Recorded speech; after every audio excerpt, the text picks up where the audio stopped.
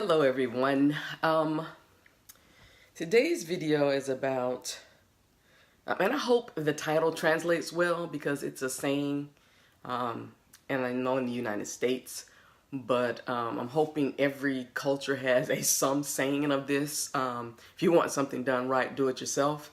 And I'm saying that because I've been in the tech space for 4 years. So I haven't been in it as long as some of you have. But what I've recognized in the short time that I'm here, and what I talk about often, is that we have an issue with inclusion, particularly when we're talking about creating products or services for a global market. And we're continuing to have these conversations, and we have talked about I spoke at 19 conferences last year, I keynoted 5, and the things that other people talk about as we travel to these conferences or these events around the world is the lack of diversity. And and I'm not saying that to say the conferences I went to were that way, because I don't attend conferences that haven't thought intentionally about diversity and inclusion. So, I mean, we see it over and over again, these panels of all one something.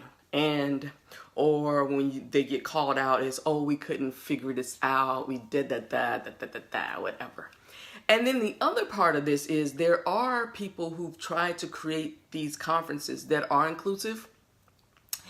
And when the rubber meets the road, the people who say they believe in these things don't fund them. So these events that are designed to be more inclusive aren't getting funded. And so they have to shut down and close their doors. And that's a big issue. And so I am a person who likes to experiment. I'm also an entrepreneur who is led by my core values and not a specific product or service. So I'm able to pivot based on where my interests lie, where I see the need. And so with hashtag causeascene, I've been playing around with the idea of touring.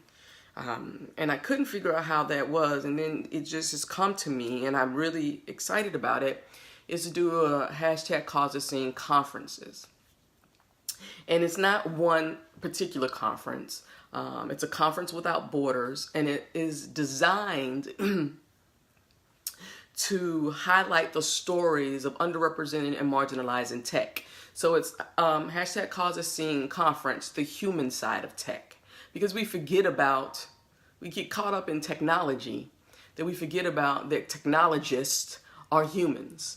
And if we're going to say that we are building a more inclusive environment, a more welcoming and safe environment, then we need to demonstrate that. So the speakers at the hashtag causeascene conference will be members of underrepresented and marginalized communities telling their stories in a safe space, an uncensored safe space. So my code of conduct is a bit different. So the code of conduct here is specifically designed for the safety of the speakers. The attendees will, because I'm focusing on the speakers, the attendees will also be safe. But I am specifically focusing my code of conduct on the speakers so that they have a welcome, safe, supportive environment to tell their stories however they want to tell them. And I say it's uncensored because I call it the PM version of a tech conference. So if they choose to curse. If they choose to, if their story is something that is, what do I want to say? It causes discomfort, then it does that. The one thing that I will say for speakers is we will not be disrespecting each other or the audience attendees. If the speakers don't choose to answer questions, that is a part of it. They don't have to explain their experiences beyond what is on the stage. They don't have to help you figure out how you can be an ally or whatever. Their voices just need to be heard because it's plain to me when I hear, particularly when I'm talking about the Stack Overflow community, it is so clear to me that there's a set of people who, for whatever reasons, have an inability to empathize with the experiences of others. And it's all about them. It is all about, it works for me, why can't they get on board? It's all about, this is how Stack Overflow was designed. Blah, blah, blah, blah, blah. Well, as business interests or business concerns change, business leaders should be allowed to shift if that's what they want to do. That's why you have a business that's different in the information age than in the industrial age. You use information to guide what moves forward. And so this conference is the conference I want to see. There's going to be a lot of transparency here because these are things that I want other conference organizers, as I'm testing these things out, to use to make their experiences more inclusive. So one of the things I'm doing, it's a very small conference because I'm, again, testing it out. It's going to be in Chicago, May 19th.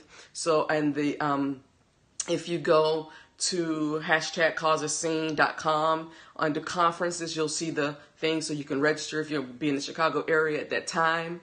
But one of the things that I'm doing, although I'm starting small, speakers will be getting paid. So there is a $100 speaker fee for the speakers that will be speaking at the conference. And as I get, because right now that money is coming out of my pocket. And as you guys know, I haven't gotten paid for any of this. So speakers will also be being compensated for their travel expenses, their local travel expenses to and from the event, if that's something they need. And I will be providing them a gift of one of the t-shirts from the #causeascene website.